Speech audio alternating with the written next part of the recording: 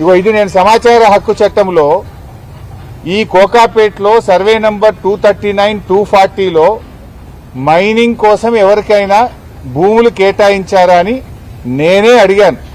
అడిగితే ఇది ప్రభుత్వం యొక్క సమాధానం. ఇందులో స్పష్టంగా చెప్పినారు, సర్వే నంబర్ 239, 240లో భాగ్యలక్ష్మి మైన్స్ అండ్ మినరల్స్ వారికి మేము 10 ఎకరాల భూమి కేటాయించామని చెప్పారు. కేటాయించింది 10 ఎకరాలు, కబ్జా పెట్టింది 17 ఎకరాలు. అఫ్కోర్స్ ఇదంతా మళ్ళా వేరే విషయం.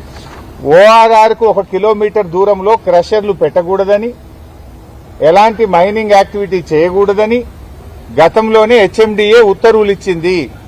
ఇది ఓఆర్ఆర్కు కిలోమీటర్ లోపలే ఉన్నా నీ అల్లుడికి అప్పచెప్పినవు. ఇది నువ్వు ఈ భాగ్యలక్ష్మి మైన్స్ అండ్ మినరల్స్ వెనుక ఎవరున్నారు? దీని వెనుక నీ అల్లుడి మనుషులు దీని వెనుక ఉన్నారు. దీని వెనుక దీపక్ రెడ్డి, కౌశిక్ రెడ్డి, నీ మేనల్లుడు రమేష్ రెడ్డి అనుచరులు ఈ క్రషర్ వెనుక ఉన్నారు. నీ మేనల్లునికి జాగి ఇయ్యడానికి 17 ఎకరాల భూమి మాత్రం నీకు దొరుకుతుంది. కానీ శారదాపీఠం ప్రజలకు ఇలా హిందూ ధర్మాన్ని ప్రచారం చేసేటువంటి శారదాపీఠం, భక్తులకు వేదికగా ఉన్న ఈ శారదాపీఠమే నీకు కనబడ్డదా కూల్చడానికి? వాటర్ వర్క్స్ కట్టడానికి నీ అల్లుడికి ఇచ్చిన క్రషర్ భూమి పనికిరాదా? అంటే నీ అల్లుడి అనుయాయులకు 17 ఎకరాల భూమి ఇస్తావు, క్రషర్లు పెడతావు.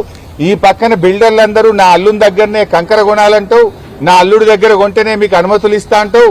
అల్లుడికి ఇవ్వడానికి 17 ఎకరాలు దొరికింది, కానీ శారదాపీఠం 2 ఎకరాలు మాత్రం కూల్చడమేనా నీ పని? ఆడియచ్చు కదా 17 ఎకరాల్లో ఈ 2 ఎకరాలు ఎవరొద్దంటున్నారు? శారదాపీఠం 2 ఎకరాలే లాక్కోవాలనా? పీఠాన్ని కూల్చాలి, దేవాలయం కూల్చడమేనా నీ ధర్మం?